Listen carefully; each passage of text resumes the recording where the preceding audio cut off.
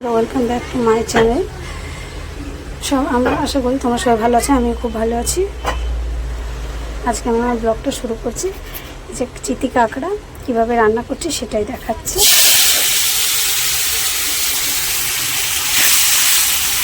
তার মধ্যে তেল গরম হয়ে গেছে, কাঁকড়াটা দিয়ে দিয়েছি আর আমি হলুদ মাখিয়ে রেখে দিয়েছিলাম।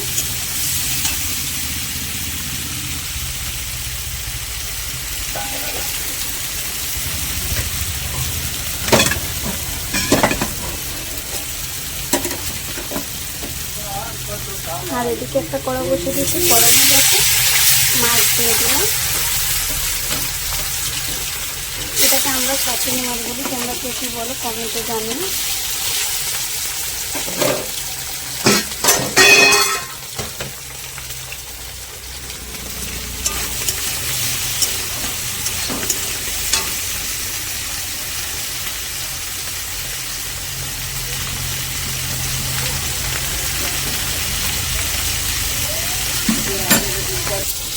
কাঁকড়াটা ভাজা হয়ে গেছে, যে তুলে নিয়েছি। এবার তরকারিটা কীভাবে করছি সেটা দেখাবো।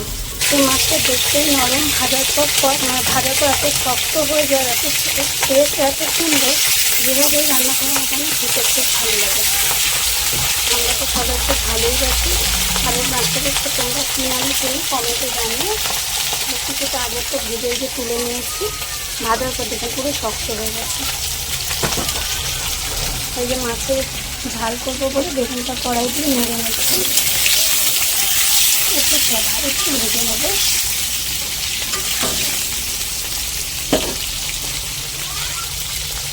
এই যে মাছটা ভাজা হয়েছে,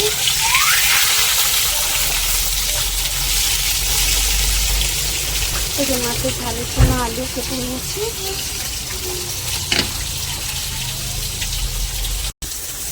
বেগুনটা হালকা ভাজা হয়ে গেছে, এবার তুলে নিচ্ছি। বেশি ভাজবো না, যদি তরকারিতে দেবো তো বেশি ভাজবো না।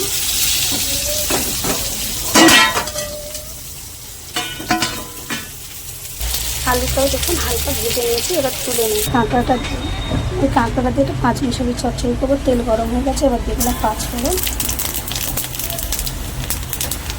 একটা শুকনো লঙ্কা দিয়ে দিলে।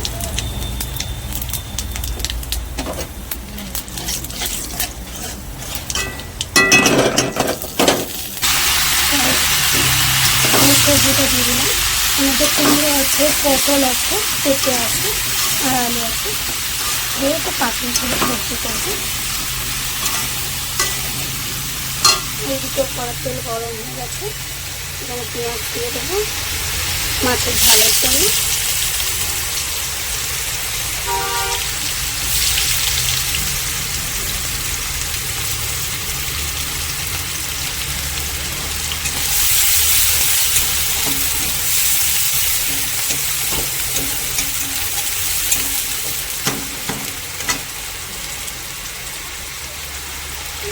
দিয়ে দিলাম যাতে পেঁয়াজটা তাড়াতাড়ি ভাজা হয়ে যায়, নরম হয়ে যায় পেঁয়াজটা। লঙ্কা দিলে ভাজা সবজিটা দিয়ে দিয়েছে, নেড়ে নেবো একটু।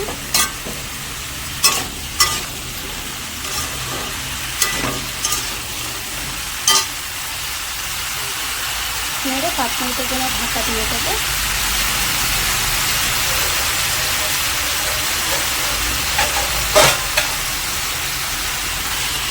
ঢাকনা দিয়ে দিচ্ছি 5 মিনিটের জন্য, একটু হোক। তখন পেঁয়াজটা আমি বসিয়ে দিয়েছি হচ্ছে।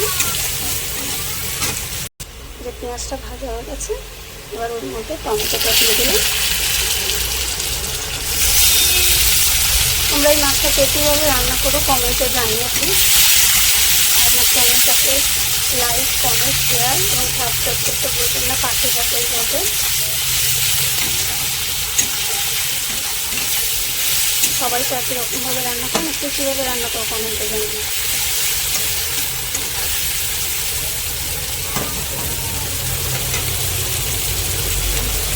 এটা হয়ে গেলে আলুটা দিয়ে দেবো। এটার মধ্যে যদি কিছু দেওয়া নেই, এবার একটু নুন আর হলুদ দিয়ে দেবো। নুনটা দিয়ে দিলাম।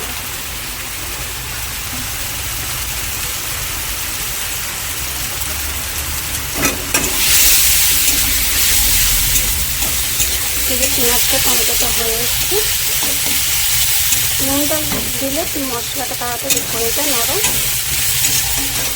যদি নুনটা আগে দেওয়া ছিল, দেখুন তোমরা কত তাড়াতাড়ি পেঁয়াজটা টমেটোটা হয়ে যাচ্ছে। পেঁয়াজ টমেটোটা হয়ে যাচ্ছে। এবার আলুগুলো সব দিয়ে দেবো ওর মধ্যে।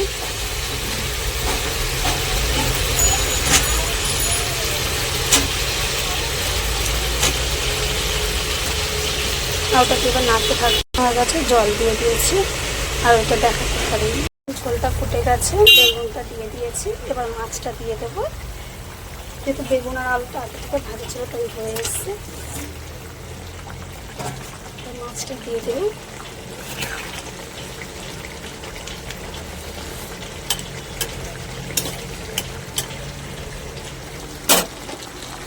এদিকে এটাও সিদ্ধ হয়ে এসছে।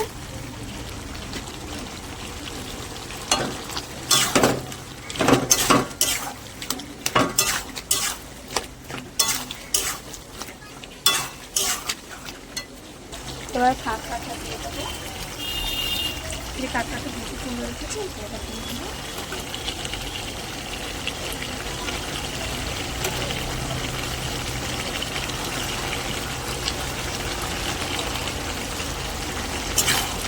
কাঁকড়া দিয়ে তুমি যেভাবে করো না কেন সেটাই টেস্ট হবে।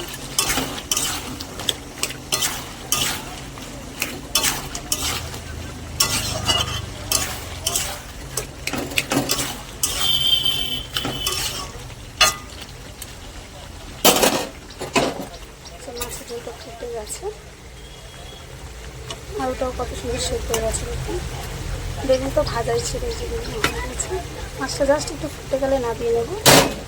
ধনে পাতাটা দিয়ে দিয়েছি। এবার একটু নেড়ে ছেড়ে নামিয়ে নেবো। দিয়ে একটু সাঁতার দেবো কালো জিরে দিয়ে। বসে দিলে তরকারি খুব টেস্ট হয়, কখনো করে দেখবেন, খুব টেস্ট হয়।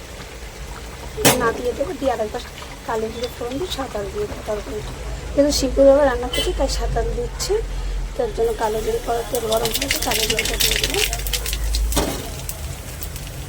দিয়ে দিয়েছি, এবার ফুটে গেলে নামিয়ে নেবো।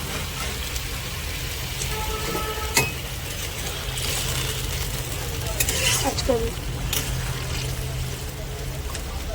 আলু বেগুন কালো জিরে দিয়ে পাতলা তরকারি করেছে, বেশি মশলা দিয়ে। যারা আমার কন্টিনিউ ভিডিওটা করে রান্নার বুঝতেই পারছে, এটা আমরা খুব একটা মশলার তরকারি করি না কখনো। এটাও হয়ে গেছে, এবার না দিতে